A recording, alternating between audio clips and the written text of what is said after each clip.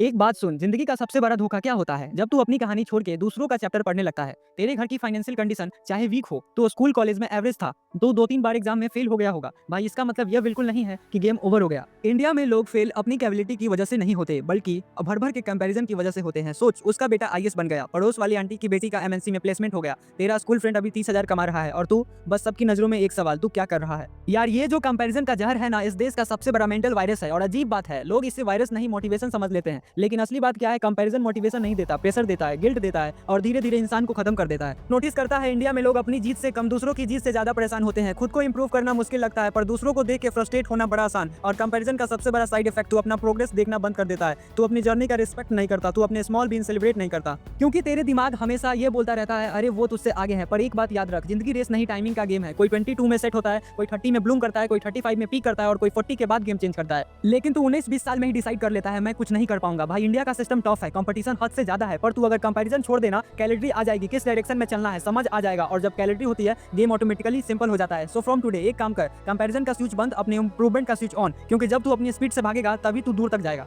एक बात और सुन, कभी नोटिस किया है रात के टाइम तुम्हारी सांसें तेज हो जाती हैं, पर तू चुप रहता है, क्योंकि तुम्हें लगता है कि अगर तुम टूट गए तो कोई सुनने वाला भी नहीं होगा। और सच बोलूं, जब तुम अंधेरे में अपने फेलियर याद करते हो तो तुम्हारे दिमाग में सिर्फ एक सवाल घूमता है, मैं इतना बेकार क्यों हूं? पर यही तुम्हारी सबसे बड़ी गलती है, तुम बेकार नहीं हो, तुम बस उन लोगों के बीच में फंसे हुए हो जो तुम्हारी ग्रोथ से डरते हैं। तुम जब गिरते हो किसी को फर्क नहीं पड़ता, पर तुम जब उठने लगते हो सबको फर्क पड़ने लगता है, क्योंकि दुनिया को पसंद है वो बंदा जो कभी रिस्क नहीं लेता, जो हमेशा ठीक है यार बोल के बैठ जाता है। दुनिया को पसंद है वो लोग जो लाइफ में एवरेज रह जाए। पर एक प्रॉब्लम होती है, तुम वो आदमी नहीं हो, तुम वैसे इंसान हो जो अगर एक बार डिसाइड कर लेना तो पूरी दुनिया का सिस्टम हिल जाएगा। और इसलिए जब तुम रात में अकेला होता है तो प्रेशर तुम्हारे सीने में बाहर जाता है, क्योंकि तुम्हारे अंदर जो फायर है वो अब ज्यादा देर बंद नहीं रह सकती। और यह दुनिया यह बात जानती है, इसलिए उन्हें डर लगता है। उन्हें डर लगता है कि तुम एक दिन वो बन जाओगे जिसका नाम लेने पर भी लोग चुप हो जाते हैं। उन्हें डर लगता है कि तुम सक्सेसफुल हो जाओगे, क्योंकि जब तुम उठोगे उनके सारे एक्सक्यूज मर जाएंगे। इंडिया में ना एक मिथ चल रहा है, फेल हुआ तो फिनिश, फेल हुआ तो लूजर, फेल हुआ तो लाइफ खराब। अरे यार, फेल नहीं हुआ तो सीखोगे कैसे? सच बोलूं, यह जो लोग फेलियर से डरते हैं ना, उन्हें सक्सेस का टेस्ट ही नहीं पता। उन्हें लगता है कि लाइफ का सिलेबस है जिसमें हर क्वेश्चन का सही आंसर देना पड़ता है, पर असली लाइफ में कुछ भी फिक्स नहीं होता।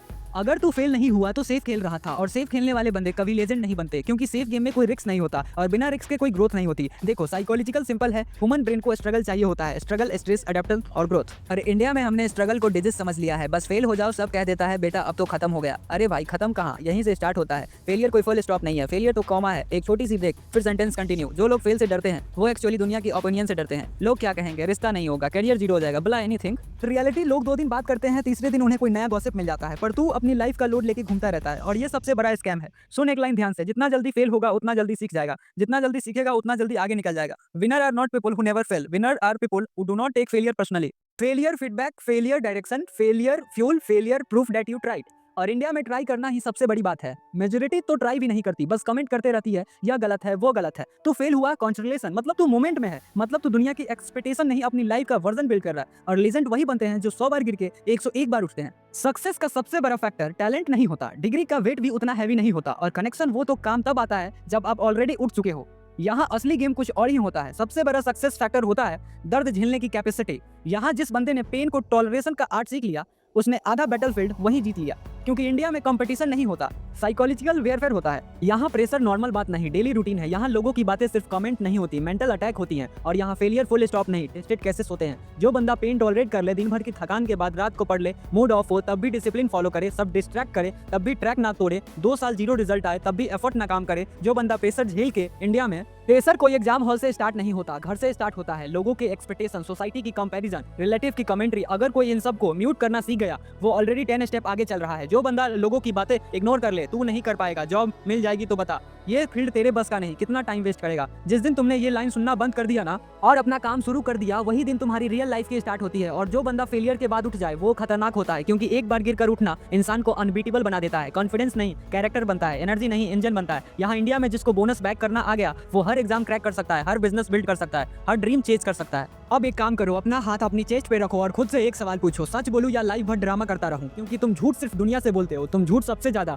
खुद से बोलते हो डेली, रोज, हर दिन तुम कहते हो मैं ट्राई कर रहा हूँ, नहीं कर रहे। ट्राई और टाइम पास में फर्क होता है। ट्राई में पेन होता है, टाइम पास में कंफर्ट होता है, और तुम कंफर्ट साइड पर बैठे हो। तुम कहते हो मैं हार्डवर्क करता हूँ, नहीं करते। तुम सिर्फ तब काम करते हो जब मूड हो, जब एटमॉस्फेयर परफेक्ट हो, जब मोटिवेशन मिले, जब वॉलपेपर अच्छा लगता हो, जब चाय गर्म हो। ये हार्डवर्क नहीं होता, ये हॉबी होती है। तुम कहते हो मैं लाइफ चेंज करना चाहता हूँ, तो फिर मोबाइल पे घंटों घिसे हुए रील क्यों देखते हो? वो भी सेम टाइप की मोटिवेशन, कॉमेडी, ड्रामा, फिर रिपीट एंड अगेन। तुम जानते हो ना, फोन तुम्हारी एनिमी है, तुम्हारी लैक ऑफ डिसिप्लिन तुम्हारा एनिमी है। सच ये है, तुम फेल नहीं हो, तुम डिस्ट्रैक्टेड हो, तुम वीक नहीं हो, तुम स्कैटर्ड हो, तुम वर्थलेस नहीं हो, तुम डायरेक्शन लेस हो। तुम्हारी पोटेंशियल हाई है पर तुम्हारा फोकस लो है। तुम्हारे बिग ड्रीम है पर तुम्हारी कंसिस्टेंसी जीरो के आसपास घूमती रहती है। और ये बात सुन के दर्द होगा पर सुनना पड़ेगा। तुम रिजल्ट के लायक हो पर तुम अपने एफर्ट के लायक रिजल्ट नहीं मांग सकते, क्योंकि तुमने वो एफर्ट दिया ही नहीं। तुमने डिस्ट्रैक्शन को अलाउ किया, तुमने एक्सक्यूज को प्रायोरिटी दी, तुमने डिसिप्लिन को इग्नोर किया, तुमने अपने फ्यूचर को कॉम्प्रोमाइज किया सिर्फ 5 मिनट की डोपामाइन के लिए। और फिर कहते हो मेरी लाइफ चेंज क्यों नहीं हो रही? सिंपल आंसर, तुम लाइफ को सीरियस नहीं ले रहे, इसलिए लाइफ तुम्हें सीरियस लेना बंद कर चुकी है। अगर ये बात अभी नहीं समझे तो 1 साल बाद भी सेम जगह खड़े रहोगे, सेम कंप्लेन के साथ, सेम रिग्रेट के साथ। चॉइस तुम्हारी है, डिस्ट्रैक्शन का स्लैब बनना है या डिसिप्लिन का सोल्जर।